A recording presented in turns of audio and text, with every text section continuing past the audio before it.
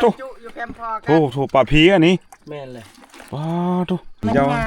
ว้าวปลาโถอ่ะได้ประมาณ4 โลเนาะ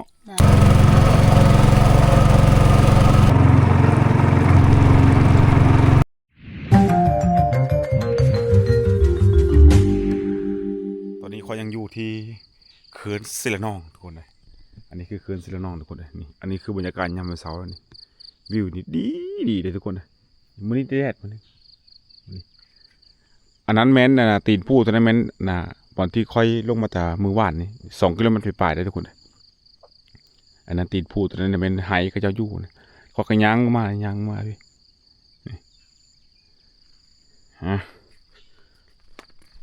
ทุกบรรยากาศนี่คักๆเลยทุกคนเลยผู้เปนอนอยู่บนแคมน้ำนี่ฟังเสียงนกเขาฮ้องโอ้บรรยากาศดีทุกคนเลยคอยมาหาเพิ่นนี่ก็มาเทื่อละ10 ปลายมือบางเทื่อก็อาทิตย์นึงคอยมาพี่น้องทุกคนมาเฮ็ดเถียงน้อยเพิ่นเถียงน้อยนี่ก็ยั่งตะมุ่งทุกคนแล้วก็ใส่แปนใส่หยังกันทุกคนเลยก็ไกลแล้วล่ะเพราะว่ามานอนแถวๆนี้นี่มันยุ่งก็คือช่วงที่ฝนตกทุกคนเลย อันนี้บ่อนที่ตาเฮานอนทุกคนเลยบ่อนตาเฮานอนนี่ก็ถือว่าโอเคอยู่ได้สัญญาณดีนะห่างจากเถียงแค่น้อยเดียวนึงนั่นนี่ทุกคนมานอนอยู่นี่ได้เท่า4 คนนี่ มีอันนี้บ่อนเสียงเรืองมอนดอนน้องเด๋อตัวนั้นน้องเคอตัวนี้น้องปูอันนี้มานอนค่อยนี่ทุกคนเลยนี่ข้อที่ยากก็คือ1เฮาบ่ได้มีภาคกลางมาพอฝนตกตอนกลางคืนปุ๊บมันก็ฮูบแล่นนี่พุ่นละฮูบแล่นไปเที่ยงพุ่นบัดนี้นะอันนี้เราคอยจังว่าฟ้าวเพิ่มมาแล้วเพราะว่าฝนตกนี้มันเริ่มที่เข้าแล้วทุกคนเพราะว่าก็จะมาโซกหน้าฝนเลย มาเบิ่งเถียงน้อยก่อนบัดนี้นี่ในได้มุ่งมื้อนี้บ่ในได้จะได้มันบ่ทันแล้วมื้อนี้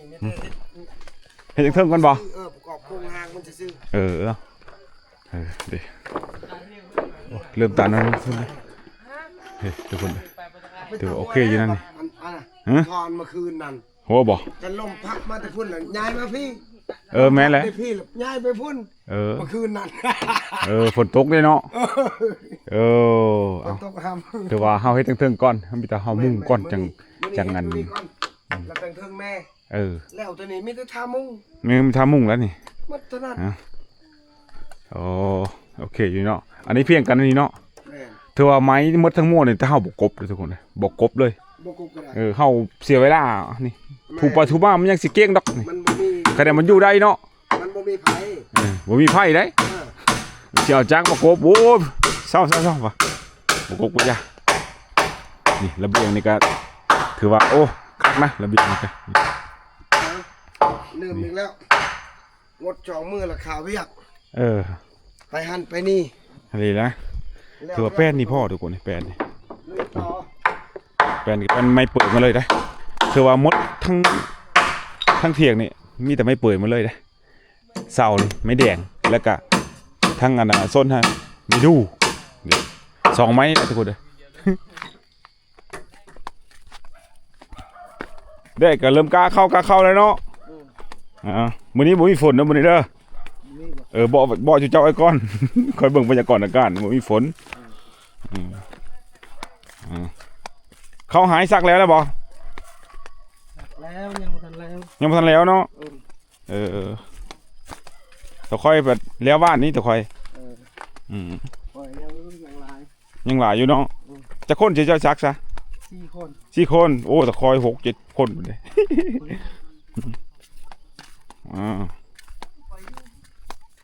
นี่ถ่ายเหือเป็นน้ำอันนั้นบ่เหือเจ้านะใหญ่เนาะเหือเจ้าก็เนาะโอ้ไปแบบเป็นโมเดี๋ยวมื้อนี้ขอสิบลิ้นน้ำเพิ่นนะพายเอาได้เนาะใหญ่เลยเหือเจ้านะเนาะได้ปลาจากโลกมื้อนี้เจ้านะได้ปลาจากโลกมื้อนี้ ปลา ได้จักโล ประมาณ2 โล 2 โลฟ้าขายบ่ตะคอยมือแกงลิ้นนี่มื้อนี้นะเอ้าใช้ป่านะบังดู โอ้ปลาทุ อยู่แคมป์พอกั โถปลาผีอันนี้ แม่นเลย ปลาทุอันจักโลเช่นนี้มันโลปลาย2 โลโหจักนี่ มันลูกปลา โลปลายตัวนี้ได้ปลายังเช่นนี้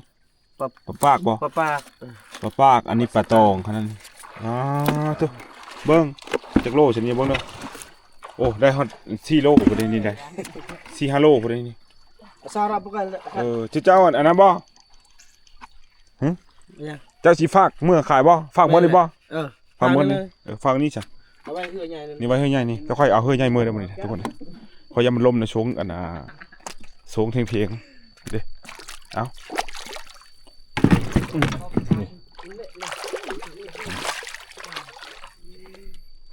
เอายันล่มยำแดดค่อยสิเอานี่ปกให้เราแล้วฝากมื้อขาย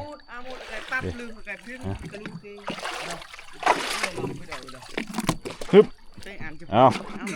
เพื่อจะแบนเนาะพอกันเนาะเพื่อจะแบนเนาะนะ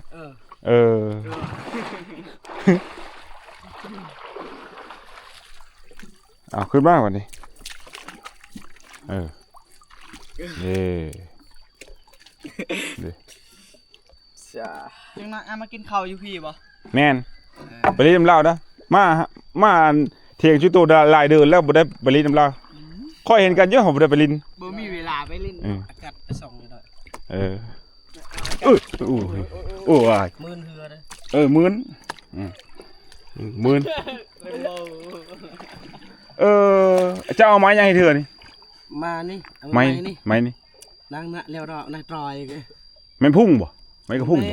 แม่นนั่งบางจังรังน้องนายตรอยบ่เราก็บ่ฮู้หรอก แกนคือมันมีอยู่ในบ้านนั่นน่ะบ้านเจ้าเอิ้นไม้ยัง นายตรอย ไม้จ้อยพูดเล่าฮู้จักภาษาลาวเลยเจ้ามักเมื่อบ้านเนาะเจ้าบ่ได้อยู่ถาวรเนาะค่อยกับมือไปเราเรียกมือเวียกเนาะมือวันชินเดินดับกับมืออ๋อวันศิลป์ที่เจ้าเธอชื่อนี่ใส่สมุนนี่ใช่ถือยังศาสนาทำเทียมนะทำเทียมแม่นเลยแม่นผีบ่แม่นอ๋อบ่ได้ถือพญานาคบ่อย่างนั้นทำเทียมชื่อทำเทียมเนาะคลั่มยังที่เจ้าถือโอ้ยคลั่มทุกประเภทนักลิงขาแดงก็กินบ่ได้อยู่แล้วแต่นี่กินบ่ได้ช่างงูเด้งูก็กินได้บ่งูก็ได้จับได้ดีแล้วแสมันจังอ้อมแม่นไปพันนะปลาอยู่ในน้ำเลยปลายังปลาเอียนก็บ่ให้กินเนาะบ่กินกับปลาเนี่ยมีน้ำอยู่ทางหลังนี่น้ำอยู่ทางหลังหน้าปลาน้ำทางหลังแม่นเลยปลาอย่างน้อยน้ำทางหลังปลาแค่บ่จักปลาไปสั่งบ่มีนั่นนะนั่นอะไรเขาเขานั่นข้าล่ำหลายอย่างเนาะที่เจ้าถือนี่เนาะทุกทุกอย่างเลยโย่มันก็สกินบ่ได้ใช่นับแต่คันขาก็บ่กินอ๋อคันขาก็บ่กินกบเด้กบกินได้อยู่เขียดเด้เขียดมีแต่เขียดกระปาดหันเขียดกระปาดบ่กินกับเขียดมากินได้อยู่นะกับเขียดอันนั้นห้องอยู่ในหัวน่ะห้องอยู่ในหัวเขียดตะโอดฮะเขียดตะโอดนั่นแหละบัดนี้อันเวลาไปป้าไปดงชูเจ้ายังบ่ให้กินเขียดบ่ไม่ได้กินหยังเลยมีแต่ไปซื้อจะกินบึ้งนั่นแหละเล่นจับได้เล่นก็จับได้กินบ่ได้โธ่มันก็สิได้ไปขายแล้วสิเนาะแม่นบ่กินนั่นเมียเป็นไข่นั่นน่ะดังนั้น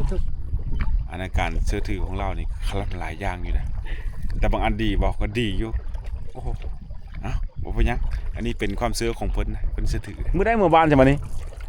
ก็เดินดับนี้เปีกายเจ้าได้ไห้นี่เข้าไห้จักกระสอบปีกายได้บ้าน4 สอบเอาเลยเขาบ่งามนะเขาได้ไห้ก็เจ้านะอันเขาเมลิน่าได้เขาเศร้าไปกระสอบว่าซั่นเศร้าป้ายเขาอะไรก็ถือว่าลุกด้วยเนาะลุกโอ้ยลุกตายเขาก็ได้สมมื้อนี่หากินจะได้ใส่สมมื้อนี่เขาซะสมมื้อก็หากินอยู่ที่ซื้อก็มีขายปลาแล้วไปซื้อข้าวแม่นเลย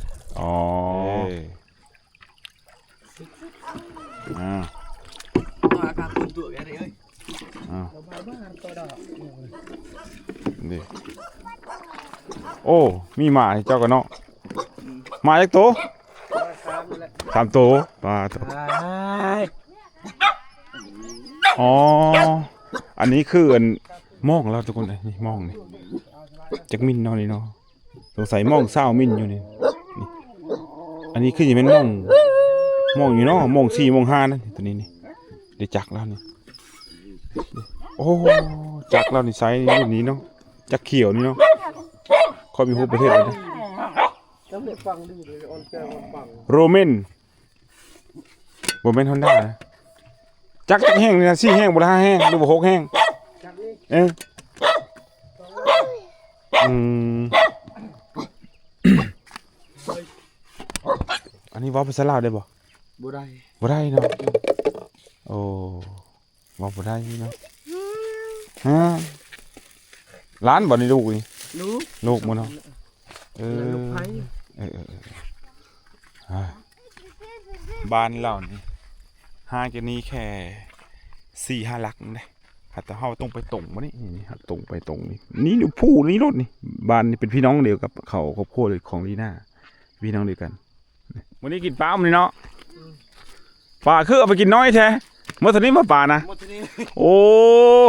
รถขยันบ่พอซื้อนั่นน่ะ ฮะ น้ำมันฟัง โอ้ บ่มีน้ำมันซื้อ เอามาขาย4โลปลายเกือบ5โลบ่ได้ปลาเจ้าหาได้บักนักมันกิน3โตคนจะคนจะบัดนี้ ทุกคน ปลา3โตนี้เอาแหละอย่างนั้นบ่ซะอยากได้เงินเนาะ เอ้า นั่นแหละ หาผักหายากิน จะได้เงินซื้อข้าวนะ บัดชวน มันชวน อันนี้อันน่ะแกงกระบังบ่ แกงกะบัก แกงกระบังไปเอาบังไปว่าหน่อไม้หาแถวนี้เนาะ จ่า เนาะ อืม โอ้อันนี้บ่อันนั้นนะบ่จะอยู่นะ อ๋อค่อยมาเทื่อนึงแล้วไม่เห็นมาแต่ตื่นแล้วนี่ค่อยมาเดี๋ยวเจ้านอนนี่เนาะเอานั่นเขาปลูกบ่ เขาปลูกเลย โอ้นี่บ่อนอยู่พุ่นนี่ ชิมดแล้วเขาปลูกเลย ละมุงละผ้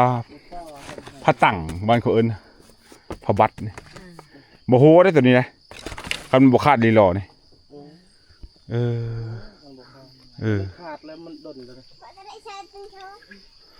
โอ้บ่อนเจ้าอยู่นี่วิวดีเนาะอยู่บ่อนโน่นนี่รถนี่ สัญญาณก็ดีเลยบุญนี้เลย แม่นสัญญาณดี สัญญาณ เที่ยงเขาบ่ค่อยมีสัญญาณเด้พุ่นทุกคนไปนอนอยู่โซนพุ่นมันจะสัญญาณดี อยู่นี่สัญญาณเน็ตก็ดี ดีแล้วน้ำขึ้นมาฮอดพีบ่น้ำนะ นี่แหละมัน น้ำเนี่ยขึ้นมาฮอดพีเด้ แม่นแหละ โอ้คักเลยโอ้บัดนี้อันกินตอนเช้าตอนเที่ยงหากินหยังสำบัดนี้ตอนเที่ยง ตอนเที่ยงมีแต่กินยาซื่อ ที่กิน ผู้ไหวคือหัวแหละ หากินหญ้าว่านั้นโลด มันมีอย่าง อันควายกินเขาว่ากินหญ้า แม่นแหละ คนกินว่าพักได้ พัก หากินพัก เว้านี่ ชูเจ้าอยู่นี่จักปีละ ประมาณ6 ปีปีนี้เลย 6 ปี 6 7 ปี ปีซ้ำกันกับเขามันลีน่าเนาะ เออ ซ้ำกันเนาะ ประมาณเราอยู่ปีนึงบัดเฮาก็ลงกัน แล้วมาก่อนปีนึง เออ นี่เนาะใช่เนาะอันนั้นบ่อนนั้นลูกชายอยู่กับลูกไผ่ แม่นเลย ในลูกไผ่คนบ้านได้ชาตัวนะตัวอยู่บ้านได้ อยู่บ้านอลอง บ้านแกงกะล่องบ้านขัวไม้ยาวที่สุดในประเทศลาวฮั่นบ้านแกงกะล่องมาอยู่พี่จักปีแล้ว มฮอดปี หมดปีเนาะแต่บ้านอยู่เดือนนึงไม่ยั้งเสียนี่นะอันนี้เฮ็ดไปแดกบ่ โดย ได้ปลามาปุ๊บแล้วไปซับแล้วป้อนเขานี่บอกว่าอันปลาแดกนี่เจ้าใส่ยังใส่เกลือบ่ ใช่ ใส่เกลือใส่ผงนัวใส่ผักเทียม คล้ายๆคือปลาส้มเนาะ เออ อย่างนี้เนาะ ผสมกัน อันนี้อันกระเป๋าแล้วนี่คักนี่กระเป๋าแล้วนี่ เป่าสิอองน้ำ กระเป๋าเอาปองน้ำเดี๋ยวนี่เมียงนี่มีเมียงนั่นทีไหนบังเดือบังเดือ มัน นะ เดือนะ บังเดือเนาะบังเดือเนี่ยท่านไม่กินก็ว่าจ่าเมียง จะเมียง แถวนี้กระเป๋าเนี่ยบ่ต้องอันน่ะซื้อแพงเด้เนี่ยเพิ่นยิ้มปุ๊บแล้วก็เอามาใส่เขาครอบครัวของลีน่าคือกันเขาเจ้าใส่บ่นี้เด้มันจะบ่เปลืองเงินซื้อ ถือว่าอันนี้ทนเด้ ทนไหม ลูกชายนี่เข้าโรงเรียนห้องใดลูกชายนี่ บ่ได้เข้ายังเลยมีแต่อยู่น้ำป่าเลย อ๋อคือกันกับเขาหั่นล่ะ เออ บ่ได้เข้าโรงเรียนเออ แบบปะเขาอยู่ในบ้านบ่มีคนสิมาเบิ่งกันเด้ เออ มีแต่อยู่นำกันอยู่นั่นแหละ ว่ายามแลงสิเจ้าก็ลงมาอยู่พี่คือกันบ่ แม่ ยามแลงได้ เออ ให้แต่เจ้าโบกคอยอยู่ดูเนาะไปมาเนาะ บัดเมื่อเฮือนมันดนเป็นเดือน สิเจ้ามาเฮือนอะไร เออ เฮ็ดจังอยู่เฮือนอยู่บ้าน อันนั้นน่ะเฮ็ดอันนั้นนะบ่เฮ็ดหยังมีแต่เวียกซื่อๆเวียกลาวนั่นแหละ เวียกเราเวียกทำที่ของเขานั่นแหละ เฮ็ดทำเทียมนั่นน่ะ บัดนี้อันอยู่เทิงพุ่นน่ะเดือน4เดือน5บ่มีน้ำที่เจ้าไปกินน้ำอยู่ไสบ้านเจ้าบ่มีน้ำกิน ตักน้ำบ่อนั่นแหละ ตักน้ำบ่อบ่ เออ น้ำอาบได้ซะ น้ำอาบก็อยู่อันนี้บนน่ะน้องเขาเฮ็ดรวมอยู่ หนองรวมไก่2ลักผู้ใด แม่น 3ลักผู้ใดขี่รถไป บ้านละเบานะ มันเร็วระหว่างกลาง เออ อันน้ำหนอง อาน้ำนองนั่นแหละบ่มีน้ำสิ บ้านเจ้าแห้งแล้งเนาะ โอ้ทุกๆอยู่หั่น แก้ปัญหาก็คือมาอยู่พี่ แม่ อยู่นี่มันสบาย สบาย หน่อยนึงน้ำหั่นนะ อืมอันนี้น้ำกินเนี่ยถ้าเข้ากับไปเอาอยู่นี่นะนี่เท่ากันนี่ลงมาอยู่นี่นี่ถือว่าเพิ่นนี่จะได้เปรียบน้ำกันใส่น้ำอยู่เจ้านี่เอาน้ำกันมาเอาอยู่นี่ค่อยก็มาเอาอยู่นี่คือกัน แต่ค่อยก็ได้เจ้าใกล้บ่น้ำกินเด้ แม่เฮา อันน้ำใช้เฉยไผก็สะดวก แม่ กับบ่อนหากิน แม่ อยู่นี่นี่คักอย่างหนึงนะทุกคนเด้คักบ่อนหาอยู่หากินคักบ่อนใช้น้ำกันใช้ชีวิตนะว่าอยู่บ้านนี่โอ้โห ใส่หม้อ ถือว่ายากอยู่บ้านบอกก็ได้เมื่อก่อน โดย โดยนี่เพิ่นกินอันนี้น่ะนี่ปลาสามตัวกับอันนั้นแกงหน่อไม้ แกงบัง แกงอะบังเอาหน่อไม้แปลว่าบังอันนี้อันนั้นบ่อันบ่นั้นงัวเจ้าอยู่บ่นี่นะ งัวอยู่บ้านน่ะ คนนั่นดิ งัวอยู่พวก ปุ่นอันน่ะฝากนั้นมันฝากเขาลีน่าอยู่ฝั่งนี้มันฝากอันของเพิ่นอยู่ค่อยเห็นกันนะหากันได้สบายทุกคนนะอยู่แถวๆนี้นะถือว่าบ้านอันน่ะที่เพิ่นอยู่นี่คนนี่มาอยู่นี่ก็แค่2ครอบครัวนะเขาลีน่าแล้วก็ครอบครัวของเพิ่นนี่แต่ว่าเพิ่นนี่ที่มาอยู่นี่ก็คือบ่ได้อยู่แบบถาวรคือนั้นบ่ได้อยู่คู่มือเพิ่นก็มื้อบ้านแน่แล้วมาพี่แน่ทุกคนเราหาอยู่หากินพอได้ซื้อข้าว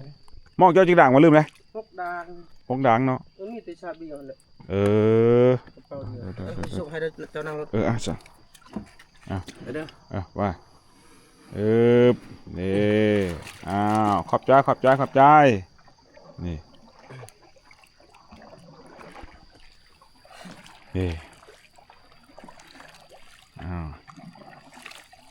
ไผ่เหือเป็นคู่คนเนาะชื่อตัวเนาะอยู่แถวนี้เนาะอยู่น้ำเด้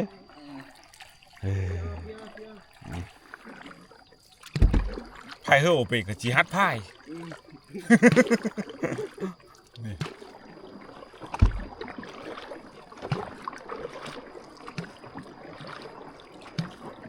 นี่ว่าอยู่ได้เนาะไผ่2คนนี่ว่าอยู่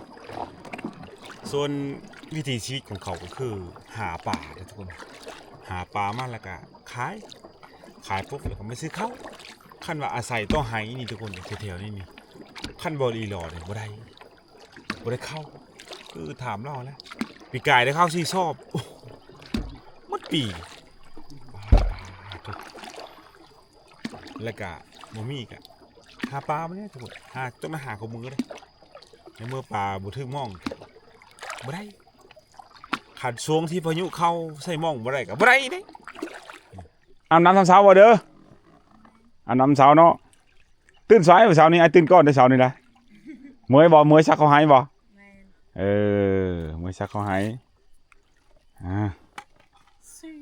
อันเคยตื่นแล้วบ่ยังบ่เมื่อยแห้งเนาะเอาโดยขอบใจครับขอบใจไปเดี๋ยวสิให้เขามาท่องไปขายให้ปลากันนะที่เขายากกันซักเขาให้ตัวเนาะมือได้อย่างแล้วคิดว่ายังจะมือ2 มือเดี๋ยวสบายเนาะถ้าเขาแล้วเนาะเขาให้เนาะ สบาย พักผ่อนมานี่ แม่ นอนให้เต็มที่ นอนเต็มที่ เด้อเอาจะน้อยซุ่มเขาแม้มาแต่หาปลาเบิ่งสิได้หลายแล้วมาแล้วเด้โอ้จ้อยเป็นโชเฟอร์เฮ้ยเนาะโอ้หักแล้วจ้อยนี่โอ้เก่งจ้อยนี่เฮ็ดเป็นทุกอย่างจ้อยนี่อ้าวหั่นกระเต็นก็มาฮับรถกระเต็นก็ได้หั่นเก่งหันไล่แล่นใส่รถโธ่โอ้อันนี้ปลาบูปลาแกงกว่านี้ปลาสูตรบ่ปลาสูตรเนาะปลาสูตรอันนี้ตัวมันตายบ่ ตาย โธ่เด้โธ่ปรากฏนี่ปลาโธ่ลุ้นนะเด้แต่ละมือมาก็ลุ้นน้ำเพิ่นนะสิได้น้อยได้หลายประมาณจักโลจ้อยมื้อนี้ เดี๋ยวมาชี้5 โลนี่แหละ 5 โลอันนี้นะแอบอันนี้นี่แอบมากจะบ่ แอบโคมลูกที่แม่เฮ็ดแอบมาก นั่นน้องคนละเห็น มัน เจ้า งาม ว้าวปลาโธ่ได้ประมาณ4 โลเนาะ ได้ มื้อนี้บ่ได้หลายมื้อนี้ บ่ได้ ปลานี่ปรากฏทุกคนนี่ปิงโว้ยคักแท้เลยทุกคนเลยอันนั้นปลาบู ปรากฏหลายมื้อนี้ปรากฏหลาย แล้วก็ปลาพวกปลาขาวพวกนี้หลาย นายออน ไอ อายเดอจูออนอายเดอจู ไอจูไงไหน มื้อนี้ตัวเมื่อนะเอาอันปลาเมื่อขายพอกัดแล้วก็ซื้อพวกอันน้ำมัน2 ลิตรแล้วก็น้ำมันอันใส่เฮือแล้วนะแล้วก็ผักเทียม2-3 อ้าวคอยซื้อ ส่งจ ได้ มูกก็ 10 ได้ หัวมื้อนั้นน่ะ ชื่อให้พ่ออากาศ ซื้อพอกัดได้ มื้อนี้ผักเทียมนะ ซื้อให้เล่าหันที่เขาบอกนี่ได้ ไปเอาใส่กินเลยกันนะฟ้าเมื่อขายจะได้ปลาเน่าเลยเวียดได้ราคาตกได้เขาบอกเอาจำได้ป้าตุ๊เนาะอันนี้ถึกมองเลยยังอันนี้นะ คัด ม สา อง ม 6 เซนลูกเด้ มอง6 เซนโอ้ยเนาะ มันลูกเอ้ยมองตัวเจ้าชื่อ มือนาคอยยังซื้อมาให้เจ้าอีกถือว่าปรากฏนี่ถึกดีขนาดเลย ปรากฏ ปะ เดี๋ยวมัน มอง20 มิลนะมอง เมื่อคืนนี้ 50 เฮา ตา จับปลาผ่าบ่ จับปลาฟ้า แม่นเฮาจับมันฟังดินนั่นน่ะ ได้บ่ บ่ได้ ปลาฟ้าตะภาพน้ รุดเทเอาแต่7 เซนกับ6 เซนนั้น ำอ๋อ ไอ้ฮอน โด เป็ด ย ปลาเอียง ไว้ ดักระบาย ไว้เนื้อเบ็ดตัวนี้ ไว้ยังเม็ดบะครึ่งบ่นี่นะ โธ่ปลาตุ๊ยังเม็ดบะครึ่งเอาไว้นี่ปกไว้ ให้จ้าเลยมากิน ปลาตัวตายแล้วสิแยกไว้เฮ็ดเบ็ดนั่นน่ะเฮ็ดเหยื่อเบ็ดปลาครึ่งเจ้าบางแล้วนี่เจ้าได้จักโลวะ บักคลองใดไก่11 โล 11 โล ใด9 โล 5 ป้าโธ่มาบ่ทันเลย อย่าไปเราชอบ เอาไว้เอาน้ำใส่บ่ จะได้แม่สิเอาอันพุทางปลามาใช้ทางไว้ ข้างไว้ ถ้าใช้น้ำมันนี่มันหอนจะได้ มันฮ้อนมันตายเนาะอันนี้อันนั้นเอาไว้ตั้งหากนี่เอาไว้มื้อขายสะอ่อนนะตัวเลยเขาพอกันได้ยหันพอกันได้3-4 โลเลย เดินมาจาก ขอกันได้ย่างพี่โล ครับ3-4 โลหาได้กินปลา3 โตกับอันน้อไม้อยากเอาไว้ขายเสร็จเจ้าของไปหากินพักกินหญ้าเอาเลยวะ เจ้าของเป็นควายและหากินนะครับ ป้าบ่กิน มาบ่กิน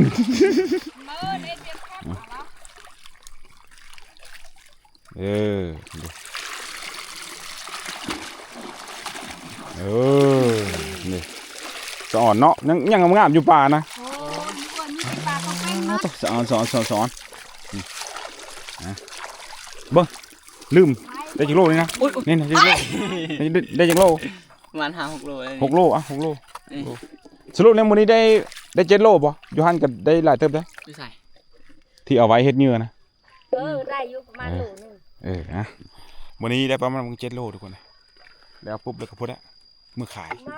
ไปนี้ไว้วะทำไว้แล้วไอ้เอาก็ได้ไว้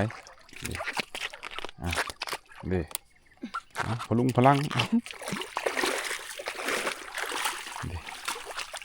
ผู้หญิงสุดพ่อบรูนี่จะแข็งแกร่งนะทุกคนเฮ็ดเวียกเก่งหาอยู่หากินเก่งเวียกบ้านกันเฮือนนั่นถือว่าเรียบร้อยคักและทำเนียมของเพิ่นนะ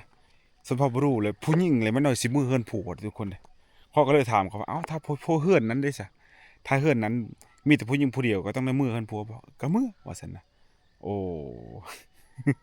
นะเพราะฉะนั้นแล้วการเฮ็ดเวียกให้การผู้หญิงนี่ถือว่าคล่องแคล่วว่องไวนะไปได้ทุกคนเนี่ยบัดนี้ได้ไปมือบ้านทุกคนเลยเพิ่นมาปลูกข้าวอยู่บ้านมีไหอีกผืนหนึงใส่เข้าไปเป็นไหบ่ไหเนาะผืนหนึงผืนน้อยๆดอกเพิ่นว่าสิปลูกบนต้นแต่ก็ปลูกเข้าใส่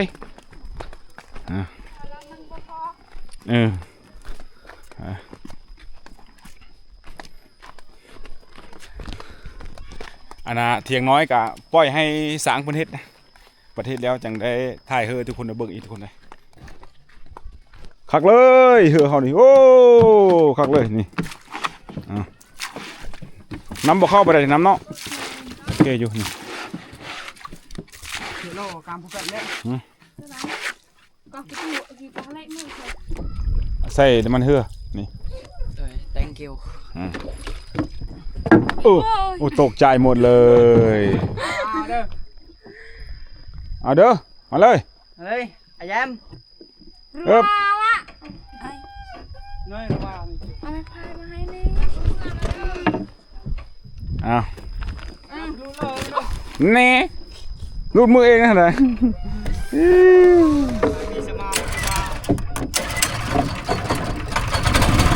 โอเคบายจักเฮือตัวนี้นี่ทรงนี้ใส่ได้ทุกคนเลยถ้าว่าทรงหน้าฝนน้ำหลายๆปุ๊บนี่มันสิยากมกขึ้นแกงลิ้นฮะเพราะว่าน้ำตรงนั้นนี่มันเป็นแกงน้ำที่แห้งเอาไปยังบ้าน ได้ไปเลยได้ยอด ฮอนบ่คือฮอนบ่คนเอา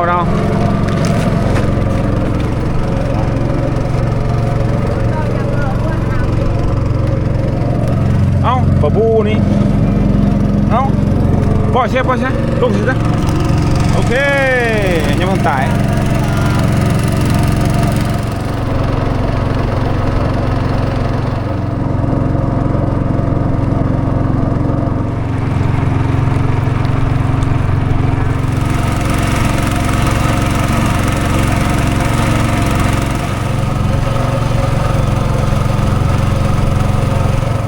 ฮอดแล้วทุกคนฮอดแกงลิ้นแล้วนี่ทรงหน้าฝนเลยมันม่วงนี้ทุกคนดิบ่อนนี้นี่เป็นบ่อนที่แบบว่าจุดอันตรายของเหือนะเหือที่แบบว่าจักน้อยๆฮั่นโอ้มุงนี้นี่ขึ้นยากเลยทุกคนเลยแต่เฮาได้ไปจักน้อยบัดเหือใหญ่บัดนี้นะมันมายากอยู่มุงนี้พี่ได้นำมาโคมไปเลยได้ทุกคนเด้ น่ะอันกับใบกล้า โคมไปเลยได้ ยั่วไป เอา เด้อเอ้ยได้ดอกลอยนี่นะ อ๋อเปลี่ยนโซเฟอร์วันนี้ ได้ดอกเมาแล้ว เปลี่ยนโซเฟอร์ดูเป็นโซเฟอร์ดู ได้เมา อันนี้โซเฟอร์ใหม่เด้นี่ ได้ดอก ทุกกำลังงามทุกคนเอ้ยเอา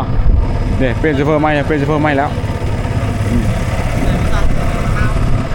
บายดีแล้วมื้อเลี้ยเอ้ย นี่มงนี้นี่โอ้ย่านต่ำมันขี้หินผมได้ทุกคนเด้มงนี้เลยนี่เอาเล็งออกแห้งนิดนึงเด้อออกแห้งนิดนึง เอ็ดตะเมาม งนั่นขี้หินมงนั่นน่ะโอ้เล็กน้อยเขาเจ้าอันคว้างแห่เอาป่าเพราะว่าทรงนี้มันฝนตกแล้วป่าขึ้นทุกคนโอ้เขาเจ้ามาเอาป่าบ้างแล้วนี่ฝนตกนั่นป่าขึ้นหลายขนาดนี้แถวๆนี้ได้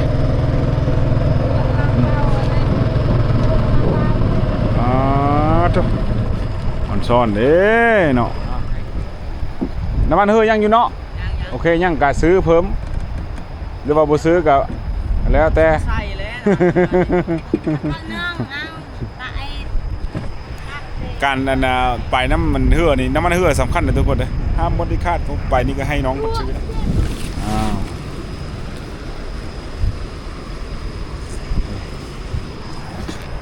น้องปูน้องเคอน้องเดอเมื่อปูเขาหายอยู่บ้านพออยู่บ้านอยู่ก็ยังอีกน้อยหนึงเหมือนสันนะคนก็เลยเมื่อบ้านก่อนเข้าไปได้ยังบ่ เจ้าหน้าเลิกชาติตัวง่ายเลย เห็นไหมลมเลยเป็นไหม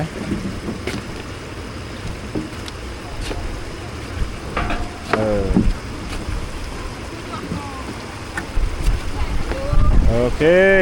เดี๋ยว เหือนี่น้อยคักเลยนี่ฮะนี่คักเลยดึกไปเลยไปไปนี่ฮึบ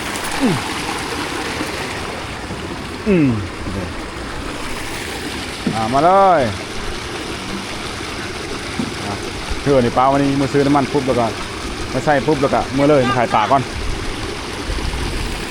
ไปล้มเลยเว้นนะคนงามไว้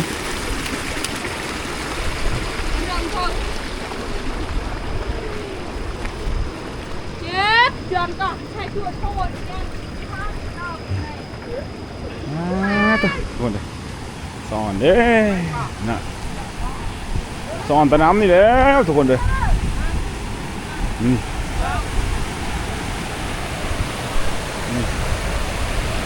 ซ่อนซ่อน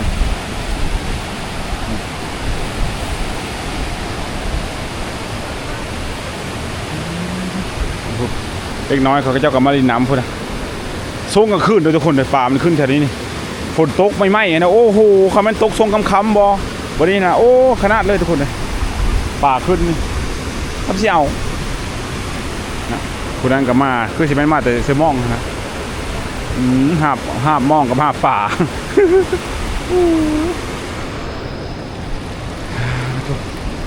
ไป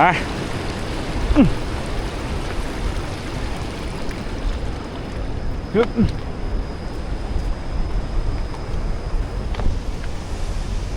ฮึบฮึบโอ้ย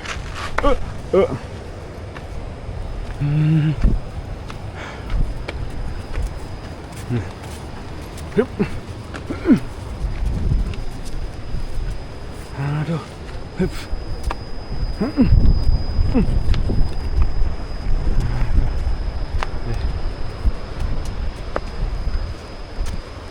โอ้ยฮ้อนอะไรมื้อนี้ฮ้อน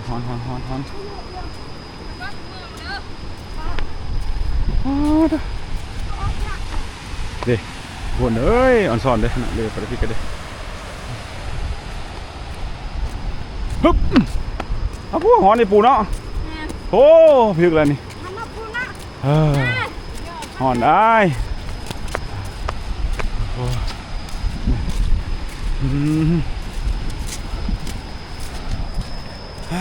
ทุกคนเลยว่ากันไว้ซ้ำนี้ทุกคนเลยเอาเมื่อก่อนวันนี้เอาไปก่อนว่ากันไว้ซ้ำนี้บ๊ายบายทุกคนเอาสบายดีท่านผู้ชมเนี่ยไปก่อนเจ้ากันบ๊ายบายไปก่อนพอกันซ้ำนี้หุ่นคือยังก่อนแล้วเดือยังก่อนแล้วบ๊ายบายทุกคน